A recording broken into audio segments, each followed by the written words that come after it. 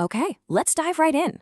For a lot of people, The Hobbit is just this charming little adventure story, but today we're going to look at it in a totally different way, as the absolutely essential and kind of unexpected first chapter to the entire epic of The Lord of the Rings. And get this. This comes from Tolkien himself. Looking back on it, he was actually really unhappy with The Hobbit's tone.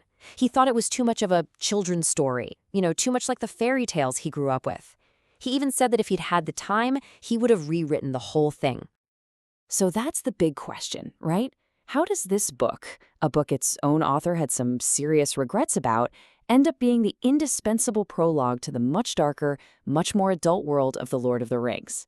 That's the puzzle we're going to piece together today. All right, so first up, let's get to the heart of the story, our hero, and the super comfy world he's about to be ripped away from. This clash between the coziness of home and the chaos of the big wide world is really what sparks the whole adventure.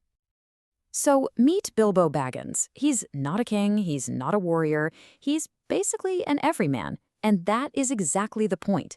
He's this bundle of contradictions. On one hand, he's all about comfort. He's timid, he has zero ambition, he just wants a quiet life with a full pantry. But on the other hand, when he's pushed, something else comes out. This plucky, courageous side that even he has no idea exists. This internal tug-of-war is what makes him the perfect reluctant hero. And this is the world he's always dreaming about on his journey. The Shire isn't just a location, it's a feeling. It's what Bilbo values most, home. It's warm, it's safe, it's predictable. That little detail about the singing kettle, it's a symbol of peace and friendship. Every single step Bilbo takes away from this place just reminds us and him what's really at stake for him personally. And here's something Tolkien does that's just brilliant. He introduces us to the whole world through song. Before we even see these different groups in action, we know who they are from their music. The dwarves sing these heavy, somber songs about lost gold and getting revenge.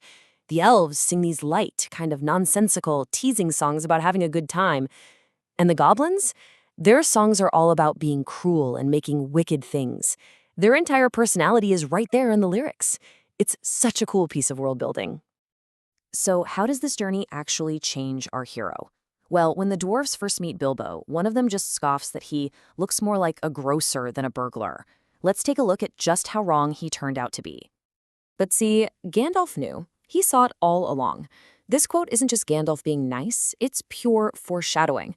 It's basically him telling us and the dwarves, hey, watch this guy, there's way more going on under the surface than you think. It frames Bilbo's whole trip as this journey of self-discovery, of finding the hero that was buried deep down. And you can actually track his transformation through these key moments. First, in the dark with Gollum, he's not fighting, he's just using his wits to survive a riddle contest. Then, boom, he's in Mirkwood, and he single-handedly saves all the dwarves from giant spiders. And the book says he feels fiercer and bolder. And then finally, he faces the ultimate test, walking into the dragon's lair to confront Smaug, all by himself. It's a clear climb from being clever to being truly courageous. And this right here is the absolute core of his transformation. His biggest win wasn't against some giant monster, it was against himself. The book makes it super clear. The real battle was fought in that tunnel, alone, before he even laid eyes on the dragon. It was the internal fight to get a handle on his own fear.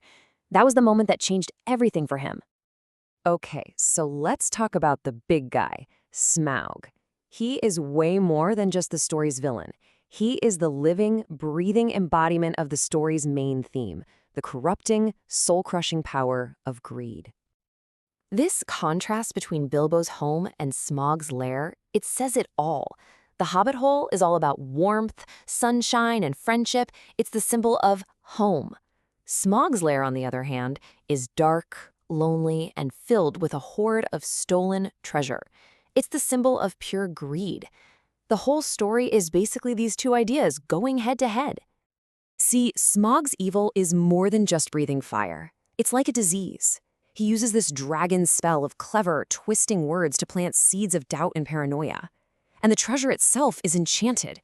It fills people's hearts with this crazy, insatiable desire of dwarves.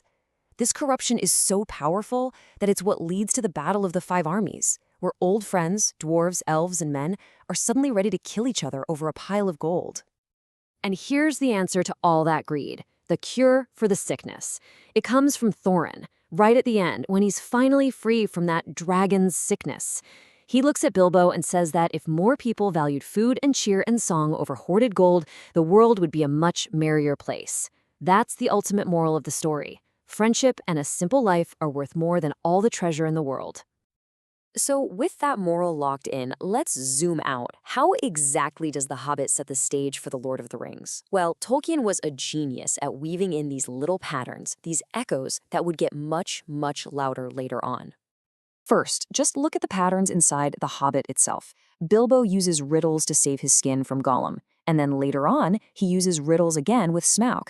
He finds two super important shiny things, the ring and the Arkenstone, and the eagles. They show up to rescue everybody from goblins not just once, but twice. It gives the whole story this really deliberate, almost musical rhythm. And then, these same patterns get huge in the bigger saga. So in The Hobbit, Bilbo finds this neat little magic ring, which, turns out, is the world-ending ring of power. The cowardly, selfish master of Lake Town, he's basically a practice run for the despairing steward of Gondor.